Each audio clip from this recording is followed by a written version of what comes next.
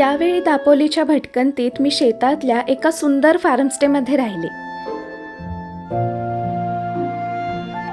तिथे राहून बागेतली ताजी ताजी फळं तोडून खाण्याचा मनमुराद आनंद घेतला. हे जास्त गोड लागतात चवीला. भर उन्हाळ्यात धबधब्याखाली मनसोक्त भिजले, तिथल्या डोहात डुंबले.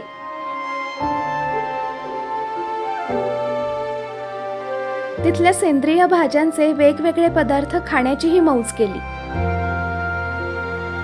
आणि रानमेव्यापासून खाऊ कसा बनतो ते सुद्धा बघितलं.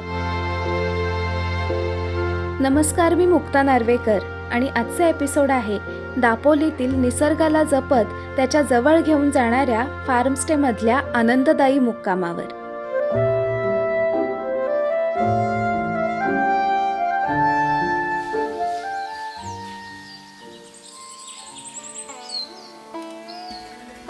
हे आहे दापोलीतील गव्हेगाव. सुंदर सुंदर कौलारू घरं, मंदिरं आणि कोकणी गावाला शोभेल अशी सर्व संपदा इथे.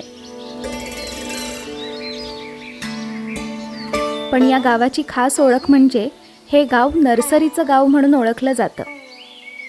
इथे पूर्ण गावात घरोघरी अशा नर्सरी दिसतील.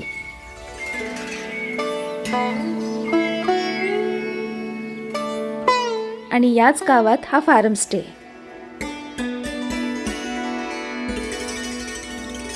पोहोचल्यावर स्वागतच औक्षण करून झालं.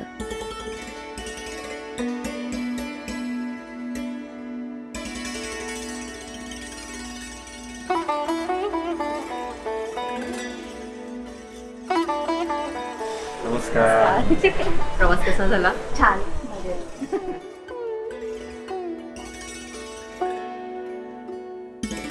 वेलकम ड्रिंक म्हणून कोकम सरबत सुद्धा आता दिलंय.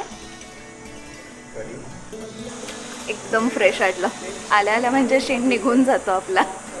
आमच्या बॅग्स आता पुढे गेलेत. आता मी तुम्हाला माझी रूम दाखवते. चला. दाट दाट झाडांच्या सानिध्यात इथल्या रूम्स पिसावलेल्या आहेत. हे आहे कपल ट्री हाऊस. इथेच माझी रूम होती. तर इकडे मी बॅग्स वगैरे ठेवल्या. इथे अशी छान बसायला जागा आहे. गॅलरी आहे ही रूमला अटॅच.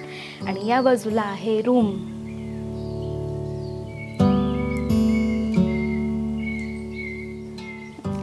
तर अशी ही रूम आहे. इकडे असा छान डबल बेड आहे, AC आहे आणि या रूमचं नाव आहे अबोली.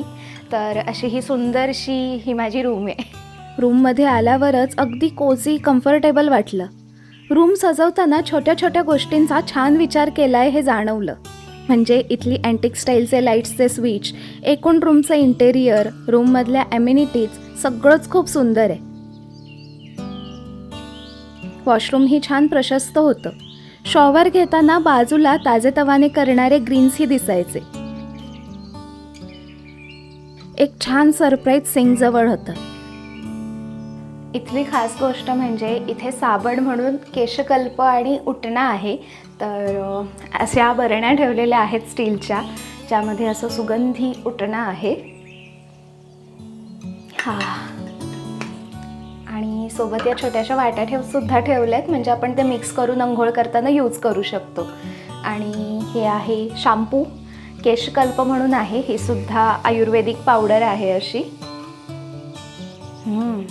शिकेकाईचा वास येतोय छान. आणि हे दोन्ही म्हणजे केशकल्प आणि उटणं हे इथंच तयार केलं जातं. ही कन्सेप्ट मला खूप आवडली. माझ्या रूमच्या वरच होती अजून एक प्रीमियम रूम, मोगरा.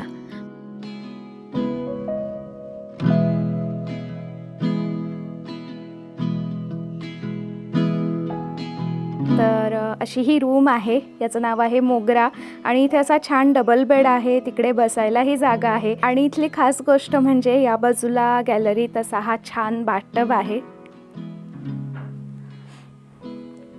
इकडे ही टेबल खुर्ची आहे छान बसायला अशी. आणि इथून असा सुंदर व्ह्यू दिसतो आपल्याला.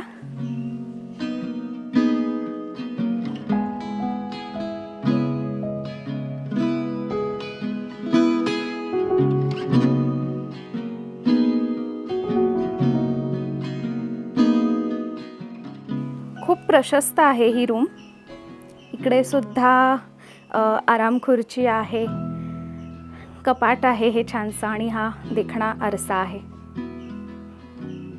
हाय. ट्री हाऊसचा पुरेपूर अनुभव देणारी गोष्ट म्हणजे इथलं बाथरूम.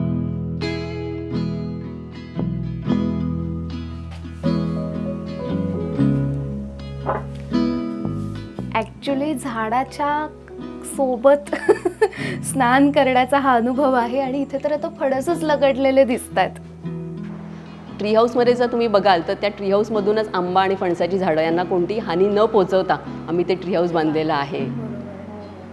त्यामुळे तिथे सुद्धा तुम्हाला अगदी निसर्गाच्या कुशीत राहण्याचा जो अनुभव आहे तो तुम्हाला या रूममध्ये राहून मिळतो. इकडे फणस लागलेले दिसत आहेत आणि या बाजूला असा छान शॉवर आहे. खूप सुरेख आहे. असं हे झाडावर विसावलेलं अत्यंत देखणं ट्री हाऊस आहे.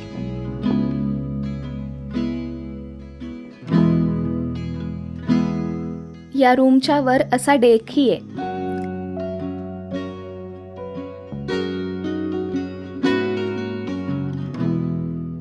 खरंच म्हणजे झाडाच्या वरती, झाडाच्या शेवटच्या बुंध्यावरती आहे मी आणि खूप सुंदर नजारा दिसतो इथून. हा सुरेख.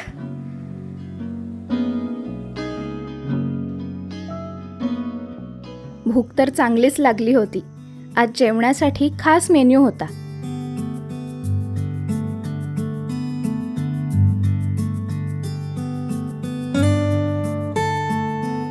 सध्या आपल्याला माहिती आहे की सिलेंडरचा प्रॉब्लेम चालू आहे, पण इथे आता काहीच प्रॉब्लेम नाही आहे कारण आतमध्ये निर्धूर चूल आहे आणि त्यावरती जेवण आता तयार होतं. ही निर्धूर चूल अगदी ओट्यासारखी दिसत होती. या बाजूने जळण घातलं जायचं आणि धूर स्वयंपाकघरात न राहता एका पाईपमधून बाहेर पडायचा. या निर्धूर चुलीवर पापलेट फ्राय केला जात होता. नंतर भाकऱ्याही भाजल्या.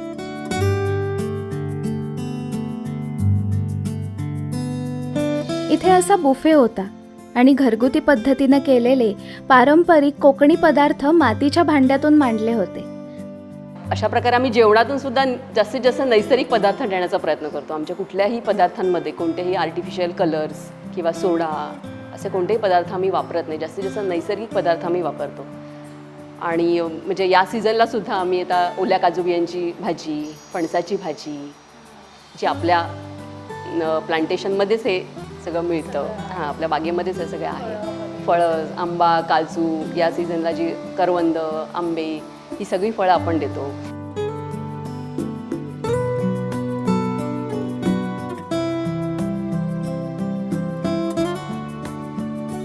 रंग बघूनच प्रेमात पडले मी अमृतसरच्या. माझ्या आवडीचं आणि हवं तितकं मी वाढून घेतलं. इथली शेती सेंद्रिय असल्यामुळे आणि या सीझनमधल्या ताज्या भाज्या शेतातून पानात आल्यामुळे पदार्थांच्या चवीला तोडच नव्हती.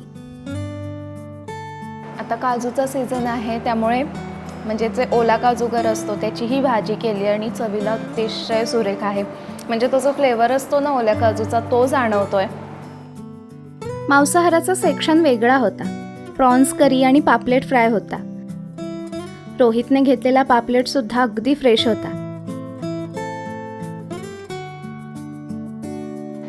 मत्स्यहारींसाठी तर मी सांगेन की दापोली म्हणजे एक ताजं मासे मिळण्याचं एक खूप प्रसिद्ध ठिकाण आहे.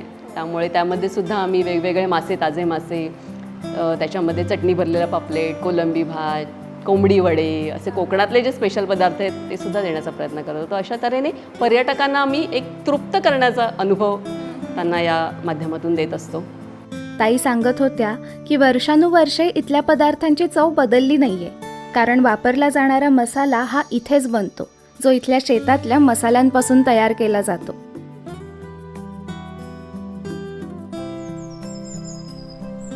जेवण झाल्यावर विश्रांती घेतली आणि इथल्या परिसरातून फिरताना अजून काही कॉटेजेस दिसल्या.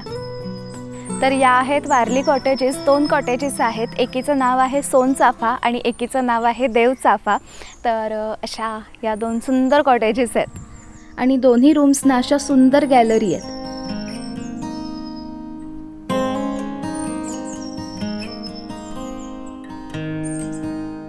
सोबतच इथं चिऱ्यात बांधलेल्या चिरा कॉटेजेस आहेत. 2 रूम्स आहेत इथं. एक आहे बकुळ आणि दुसरी आहे सुरंगी. माझ्या पाठी जे आहे ते आहे फॅमिली ट्री हाऊस. 2 कॉटेजेस अशा एकत्र आहेत.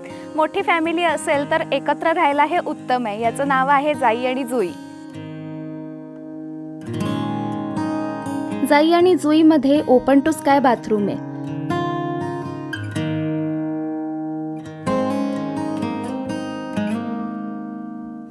त्याचबरोबर आम्ही अजून एक म्हणजे इको फ्रेंडली करण्याचं जास्तीत जास्त नैसर्गिक म्हणजे आम्ही कुठेही प्लास्टिकचा वापर खूप फार टाळला आहे. म्हणजे इवन तुम्ही बाथरूममध्ये पण वगैरे बघितलं तर आम्ही बकेट आणि सगळं स्टीलचं वापरलं आहे. आम्ही मिनरल वॉटरच्या बॉटल्स ठेवत नाही.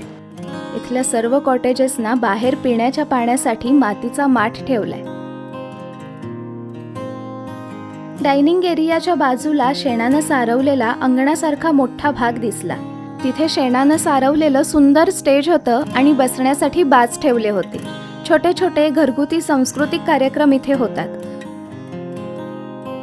कुटुंबाला घेऊन येण्यासाठी सुंदर जागाही.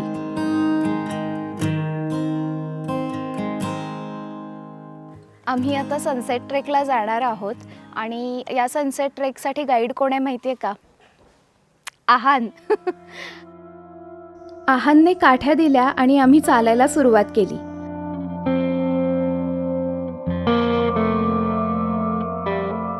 पहिल्यांदा शेताची वाट लागली.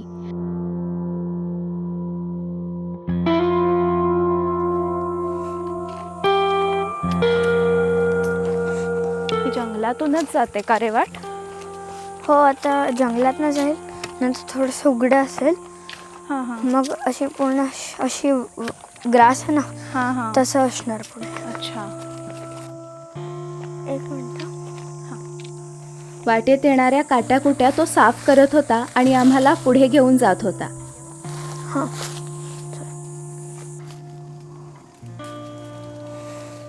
अरे वा, हा हा कच्चा आहे.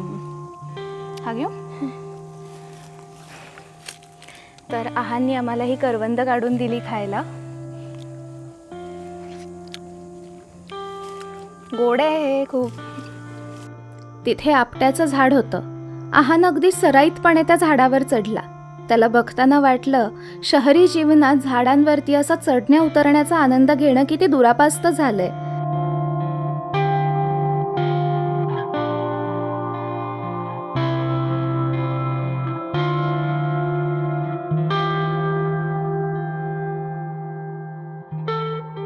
चालत चालत आम्ही अशा ठिकाणी पोहोचलो जिथे भरपूर स्टोन बॅलन्सिंग केलं होतं.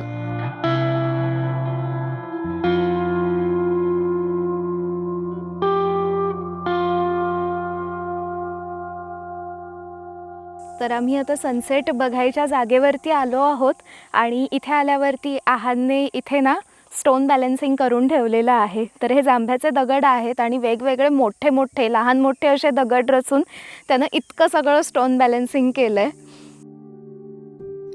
टेकडीच्या पाठी लांबवर सूर्यास्त होत होता. समुद्रावरचे चमचमणारे पाणी इथून आम्हाला दिसत होतं. गुलाबी छटा पाण्यावर पसरली होती.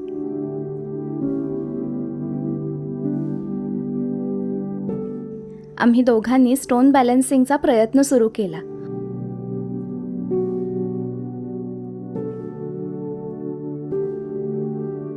खूप कॉन्सन्ट्रेशन लागतो स्टोन बॅलन्सिंगला. कोणता दगड कुठे लागेल याचं कोड आम्ही सोडवत होतो.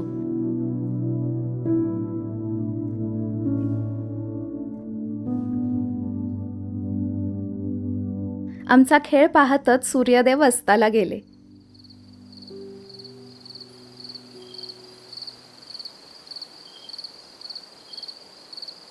संध्याकाळी गॅलरीत बसून छान वाचन केलं.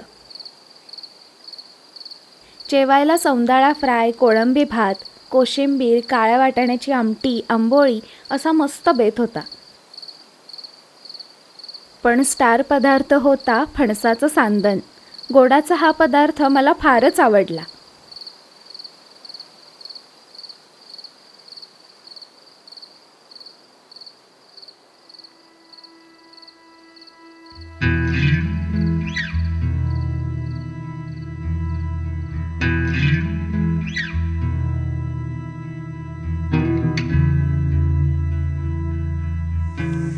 शुभ सकाळ सगळ्यांना.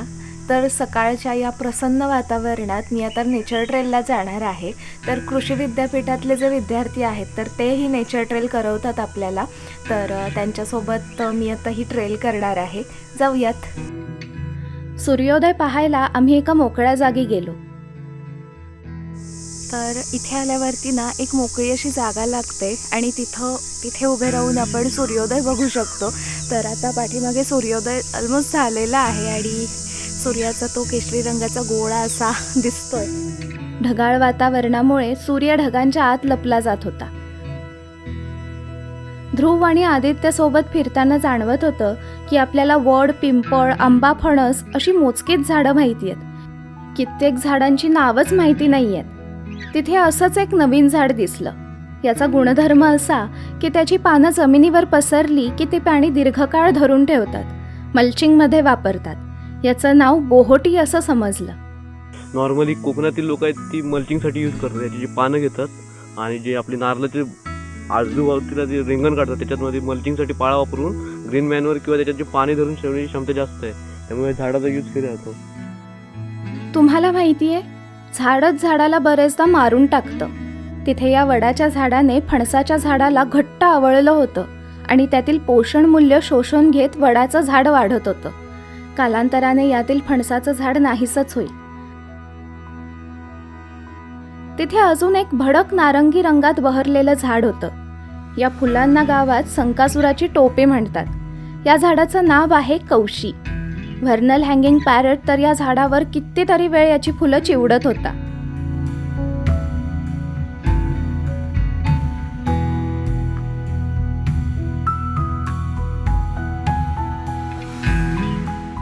वाटेवर अशी अनेक टुमदार घरं दिसत होती. नारळ सुपारीच्या बागाही तिथे होत्या. आम्ही चालत एका शेतात पोहोचलो आणि तिथे मला आश्चर्याचा धक्काच बसला. रस्त्याच्या लगतच शेतात ही बारव दिसली. आम्ही चालत शेताच्या भागाकडे आलो आणि तिथे आम्हाला हे एक छान सरप्राईज मिळालं. तर ही एक विहीर आहे. बारवसारखं त्याचं स्ट्रक्चर आहे आणि म्हणजे त्या बाजूला गोलाकार आकार आहे. इथे कमान आहे त्याला आणि उतरायला अशा पायऱ्या आहेत. तर म्हणजे खरंच एक सुखद धक्का बसला आल्यावरती. आणि जांभ्यात आहे पूर्ण. माझी दिवसाची सुरुवातच अशी झकास झाली होती. नाश्त्याला पोहोचले तेव्हा अशी इथल्याच रानातली शेतातली रंगीबेरंगी फळं मांडून ठेवली होती. ताईने स्वतःच्या हाताने केलेला नाचणीचा पौष्टिक केकही होता. काजूचं सरबत होतं. शिवाय तिखट सांजाही होता.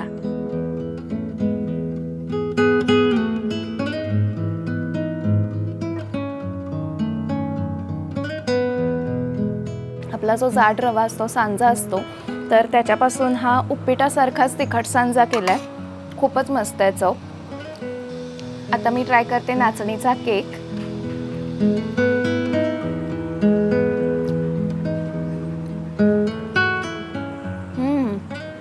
नाचणीचं पीठ आहे, रवा आहे आणि केळीचा स्वाद येतोय त्यामध्ये. मस्त आहे. अगदी पौष्टिक, हेल्दी आणि चविष्ट असा आहे. वा. हा नाश्ता मी थोडाच केला कारण कोकणातला खास पदार्थही खायचा होता. हे आहेत कोळाचे पोहे. नारळाच्या दुधात थोडासा चिंचेचा कोळ, गूळ, हिरवी मिरची वाटून घालून त्यात पोहे भिजत घालतात आणि खमंग फोडणी करतात. सर्व्ह करताना तेच कोळ असलेले नारळाचे दूध वरून घ्यायचे. नारळाच्या दुधाचा क्रीमीनेस आणि सोबतच कोळाची आंबट गोड चव जाणवत होती. कोळाचे पोहे अप्रतिम लागतात चवीला.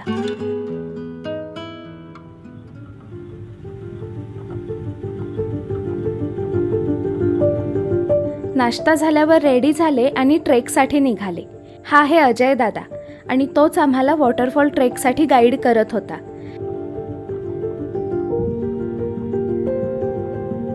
गावाच्या कडेने माडबागायतीच्या बाजूने वाट जात होती. हळूहळू गाव, माडबागायती मागे पडली आणि आम्ही जंगलात प्रवेश केला.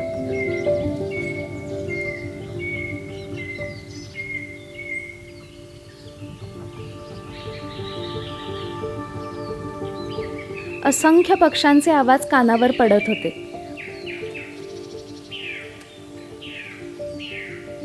वाटेत अशी भरपूर वारुळं दिसत होती. ती वाळवी जी आपण आता पाहिली ती सुरुवात होण्यापासून त्यांचं कालावधी लागतो 2 वर्ष कमीत कमी त्यांचं उंची वाढायला. आणि त्याच्यावर ते बारीक बारीक छिद्र म्हणजे छोटे छोटे होल ठेवतात.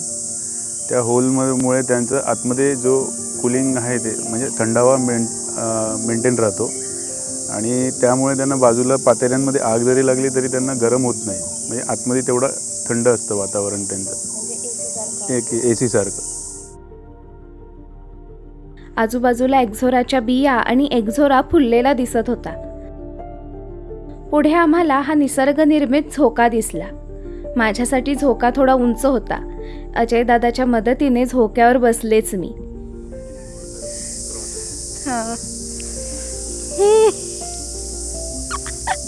क्रेझी. हा आहे रानातला झोका.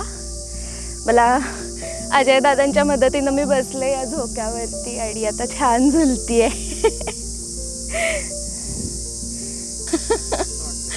खूप भारी मज्जा येते. जगातला सगळ्यात सुंदर झोपाळा आहे हा.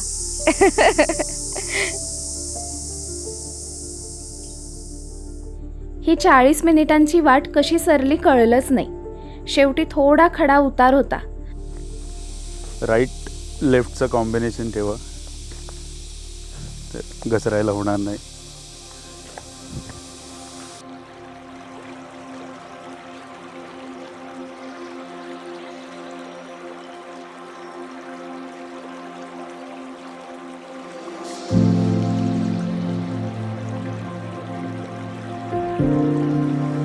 अरे आणि आता आम्हाला हे पाणी लागलेलं आहे.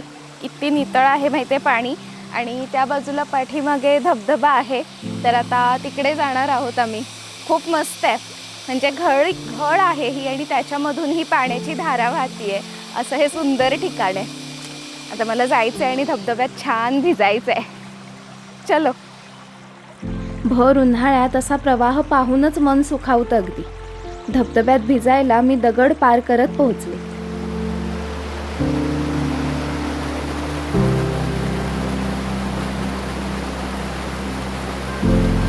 धबधब्याजवळचे दगड थोडे निसरडे होते.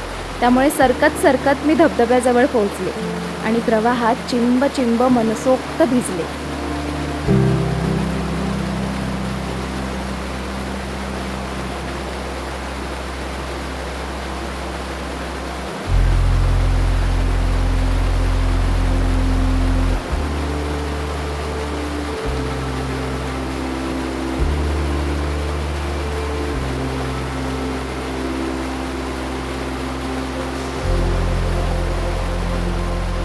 हा धबधबा झाडांच्या छायेत विसावलाय. अगदी थंडगार पाणी आहे.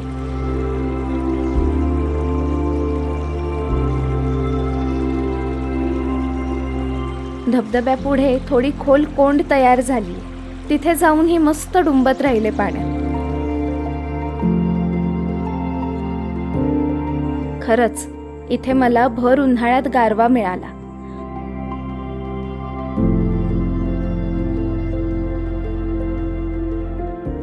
जबरदस्त एक्सपिरियन्स होता धबधब्यात भिजण्याचा. तुम्ही बघू शकता मी अशी चिंब चिंब भिजली आहे.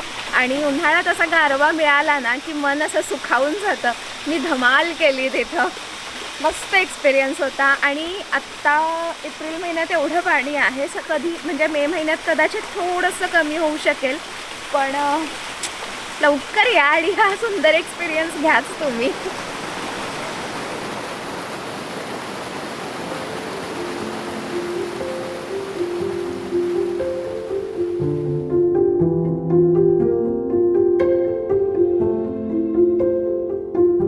संध्याकाळी मी अमृते यांच्या नर्सरीची टूर करायचं ठरवलं.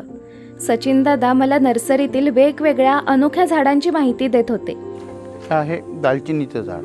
या दालचिनीच्या झाडापासून साल सोडवतो आणि ती दालचिनी उन्हामध्ये वाळून ती सुकली की ती दालचिनी तयार होते. तर दादांनी ही दालचिनी काढून दिली. ही ओली आहे अर्थात.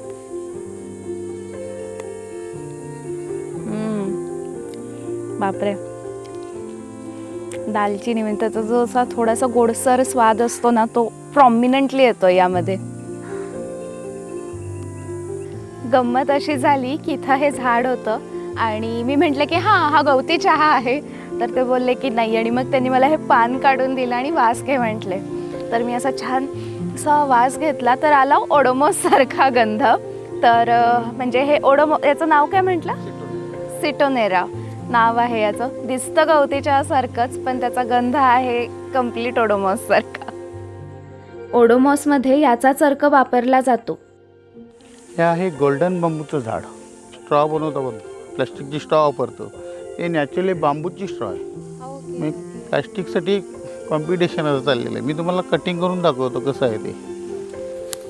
ही झाली आपली बांबूची स्ट्रॉ तयार. ओ हां, याला आत छिद्र आहे असं. हा खरंच चांगला ऑप्शन आहे. अगदी ते स्ट्रॉ सारखंच आहेत ना. होय त्याचा हा आणि त्याच्यावरती लायनिंग पण असतं स्ट्रॉवरती. होय. हा आहे टॅटू फन.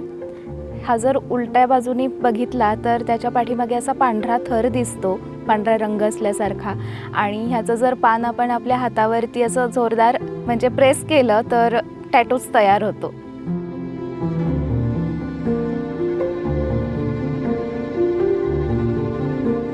इथे मी फळझाडंही पुष्कळ बघितली. जाम या फळाच्या कित्येक व्हरायटी होत्या. सफेद जाम, हिरवा आणि गुलाबी जाम, मरून जाम.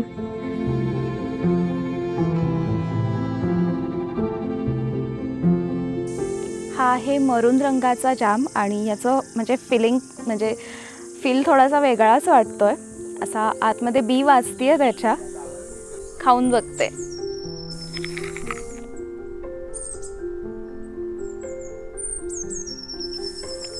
हे जास्त गोड लागतात चवीला आणि पाणीदार थोडेसे कमी आहेत पण त्याचा म्हणजे तो जो गर असतो ना तो जास्त जाणवतो यात. त्याच्या आतमध्ये जी बी वाजत होती ती अशी आहे आणि हा आतून असा आहे जाम.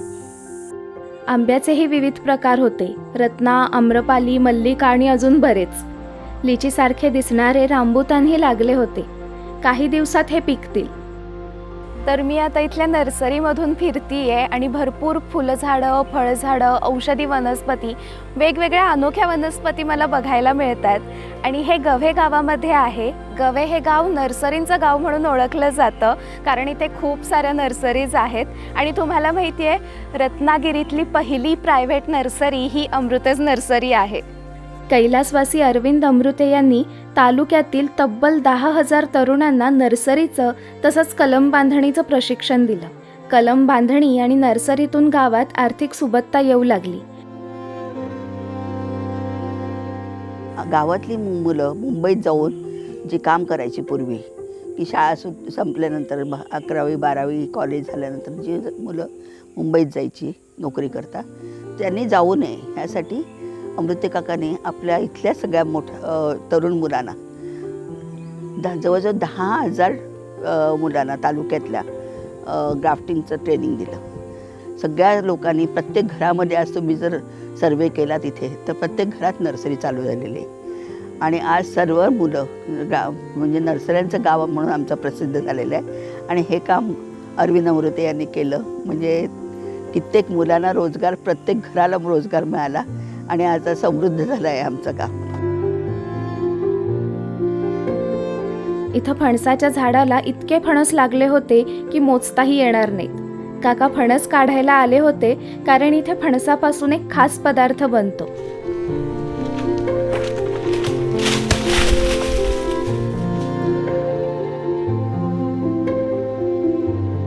फणसाचे कुरकुरीत चिप्स.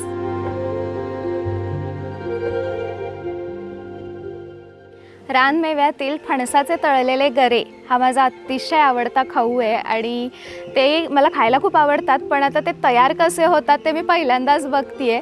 तर इथे आता फणस सोलला जातोय, मग त्यातले गरे काढले जात आहेत, ते चिरले जात आहेत आणि तळले सुद्धा जात आहेत. तर ती सगळी प्रोसेस मला इथं बघायला मिळतीये. या यंत्रामध्ये गरे टाकले जात होते आणि चिप्ससाठी त्यातून चिरून ते बाहेर पडत होते. तर इथे मोठ्या कढईत फणसाचे गरे तळले जात आहेत आणि ते सतत हलवावे लागतात जेणेकरून ते खुसखुशीत होतील. मस्त खुसखुशीत तळलेले गरे खाण्यासाठीही दिले. तर हे आहेत ताजे ताजे फणसाचे तळलेले गरे. आवाज बघायचा. एकदम खुसखुशीत आणि असे खरपूस तळलेले आहेत ते. तर मी खाऊन बघते, एक टेस्ट करते. कुडुम कुडुम असाच आवाज येतोय त्यातून. मस्त आहेत, खूप सुरेख. अजिबात कटकटीत असे लागत नाही आहेत, पटकन मोडतायत खाल्ल्यावरती. मस्त आहेत. काकांनी जसं कलम बांधणीचं प्रशिक्षण देऊन तरुणांना सक्षम केलं होतं, तसंच शैला अमृते या अजूनही महिलांना, बचत गटांना फळ प्रक्रिया उद्योगासाठी अविरत मार्गदर्शन करत आहेत. अनेक महिला आर्थिक सक्षम झालेत. इथे शॉपसुद्धा आहे जिथे निसर्ग सहवासमध्ये तयार होणारे लोणचे, सरबत, उटणं, केशकल्प, बागेतील मसाले असे प्रॉडक्ट विक्रीला आहेत. शिवाय गावातील बचत गटातील महिलांनी बनवलेले पापड, पिठंही विक्रीला आहेत. त्यानंतर मी डायनिंग एरियामध्ये पोहोचले. अशा कोरड्या खाऊसोबत चहा कॉफी घेता येते, पण मी सरबत घेतलं. ही आहे ती बांबूची स्ट्रॉ आणि आता मी यांनी पिऊन बघणार आहे सरबत. आपण जो गोल्डन बांबू बघितला होता ना, त्याचे आहे. तर हे काजूचं सरबत आहे.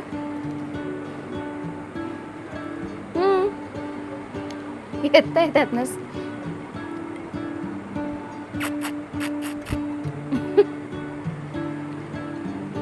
It works. हा खरंच खूप छान पर्याय वाटतोय मला. मी सरबत पित होते त्यावेळेस काही गेस्ट रायफल शूटिंगचा आनंद घेत होते. तिथं मला अद्वैतनं रायफल कशी वापरायची ते शिकवलं. आता इकडे ही जागा आहे, त्याच्यामध्ये ही गोळी टाकायची.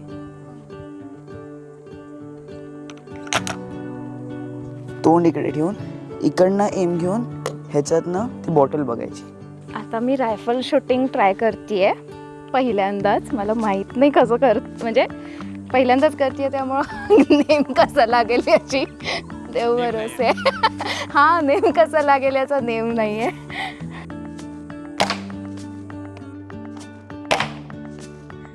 बरेच शॉट्स घेतले, त्यातला एक शॉट लागला पण बॉटल नाही पडली. मज्जा आली शूटिंगमध्येही. आर्चरी पण ट्राय केली, त्यातही मज्जा आली खूप.